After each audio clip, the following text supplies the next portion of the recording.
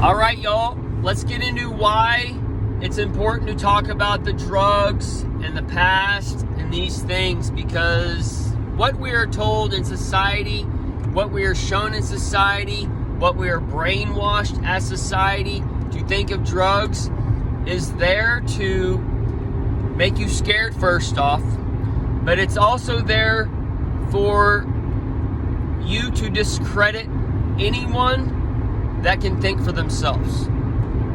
It is immediately when somebody comes up with an idea that goes against the right or wrong, the people of the right or wrong, the mark in the right hand, they immediately say, oh, he's been smoking too much weed. Oh, he's delusional from his drug use in the past. Oh, he's having psychosis. Oh, blah, blah, blah. It's so much full of shit, all right?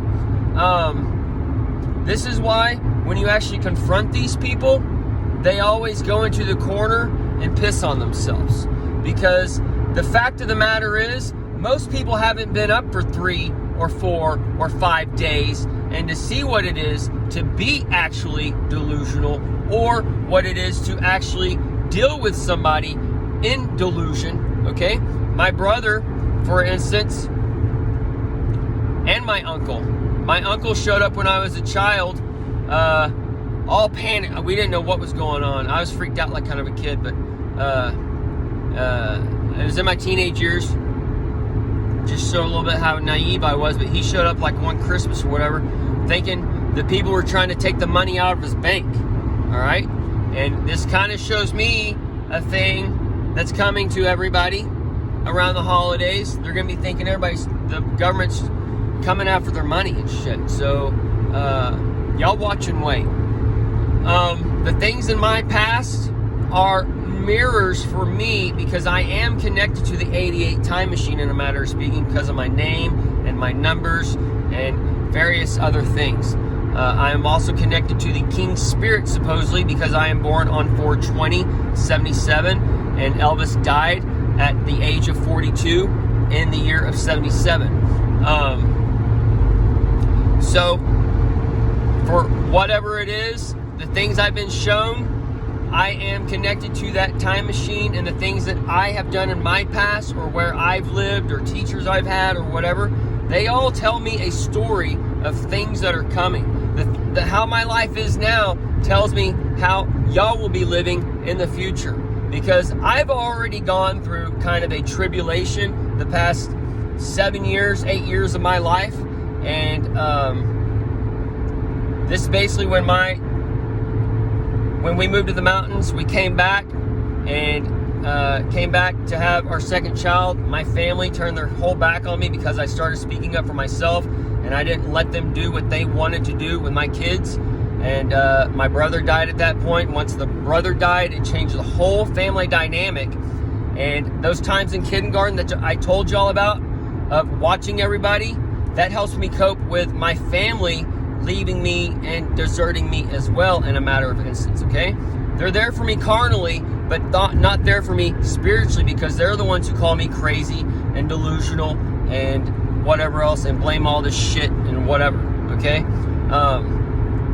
But it's just part of dealing with narcissism and whatever else is going on.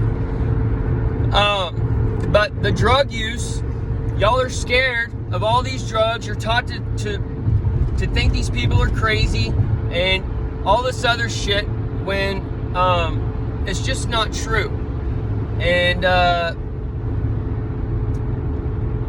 the things that I've learned from my hard drug use has taught me about the spiritual world, and has shown me things about the spiritual world, and has shown me things about the world around us that we can't see, okay?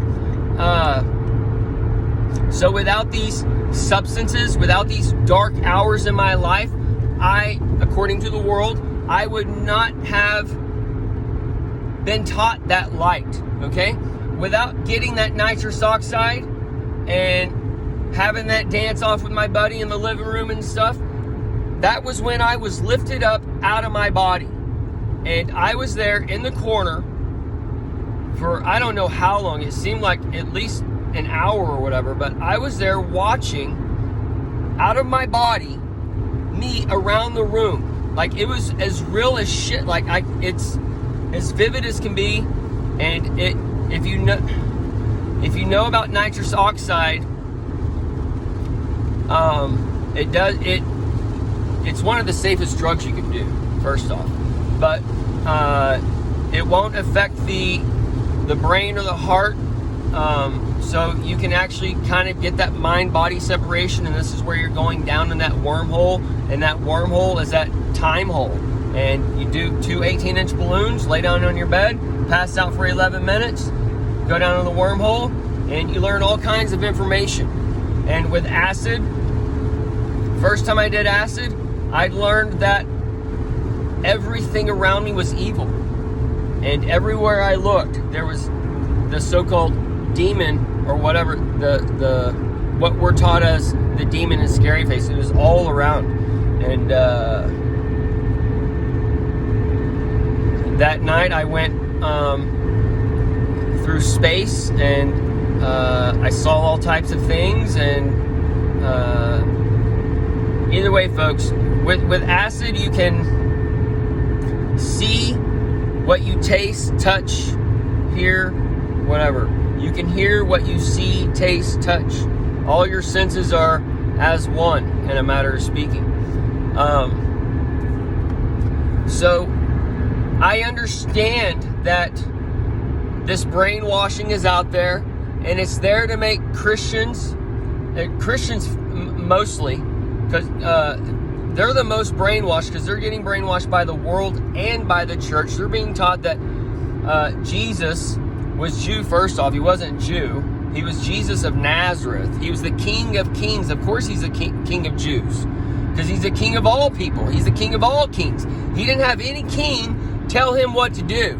He didn't have any king telling him how to live. That's why they killed him, because he did everything every man did. He was the Christ. He was the Messiah. He's going to cause a mess to the government if he got what he wanted. So, or if he gave the people what they wanted. But they didn't want what he had to give, because they were of the Jew. They were of the carnal light. They were of the Satan. The Jew man is of the Satan, giving the countenance. Oh, we love paying for this shit. We love, grieve us. Sodom and Gomorrah is grieve us. Sodom and Gomorrah is not what they teach it as. It's the grieve us. Poor me, pity me. And that's exactly what the Christians are doing today when they're going to their small groups, living in drunkenness of the wind, of the pride of America. And they are just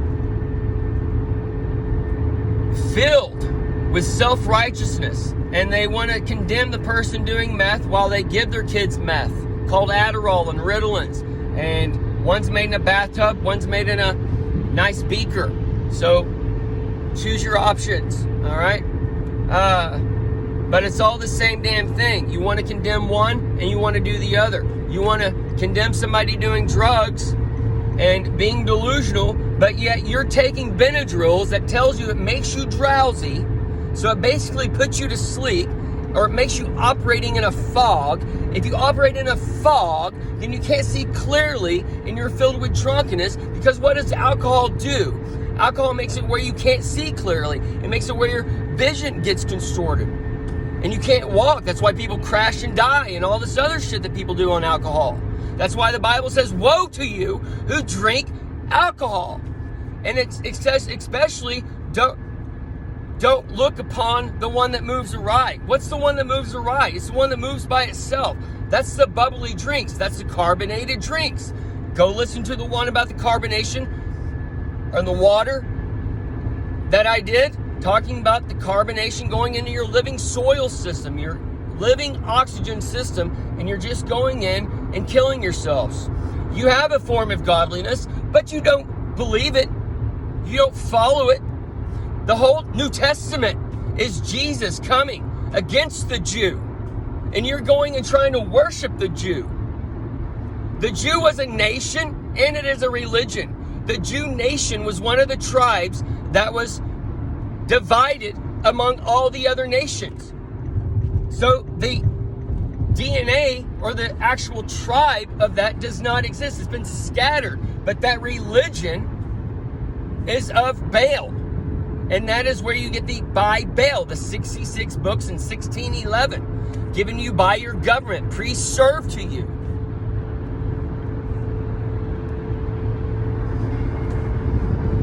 Jesus of Nazareth didn't obey the Jew laws. That's why he didn't go to the temple and take off the Sabbath.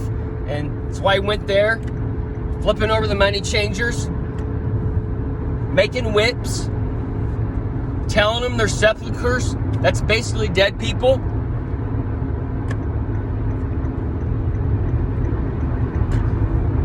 You've all been brainwashed, and you need to accept it. And it's when you can accept it, that's part of the being born again spirit. And you'll start seeking after truth. And you'll start living the way that you need to live, not the way they need you to live. And you quit being so effing judgmental and have some compassion for people, because y'all are all hypocrites, and you all take these antibiotics every time you get the little sniffles. You're killing off your microbiome and making you stupid, because your microbiome is what makes you smart or stupid. And you got all these beast products inside of you, breeding inside of you.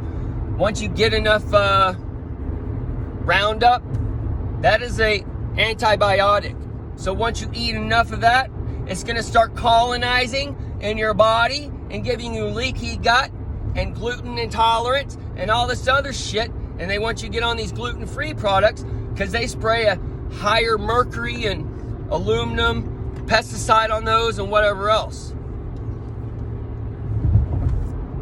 according to what they say. But I just eat nice organic bread, or my wife makes the bread from scratch. She kneads it and puts some love into it, and it's better than any bread you get out there, right? And that's how you get your sourdough bread and the sourdough bread.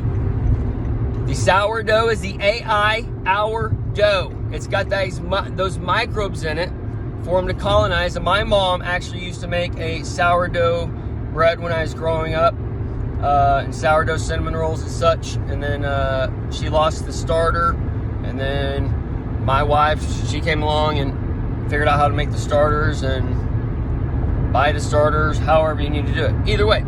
So the sourdough's back there when we need it. But everyone's doing drugs. Everyone's drinking their liquid meth every day. Woe to y'all. And y'all are all taking these pills. When you read the back of them, y'all are all a type of delusional or intoxicated or drunk or whatever.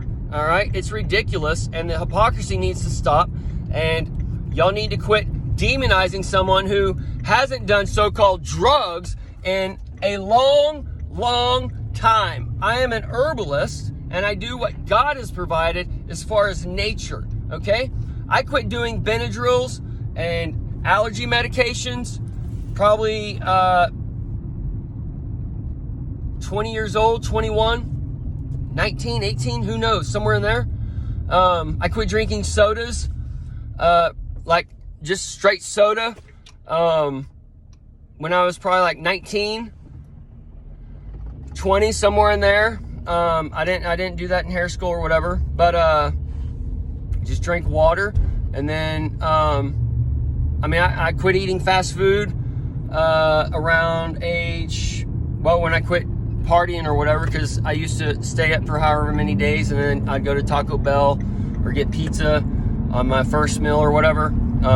I'd have an apple first, and then I'd go get that stuff or whatever. But I've pretty much always had an apple a day. Like I had an apple a day almost 99.8% days of my life or whatever. So I don't know. But just to tell y'all that I don't do drugs like y'all do.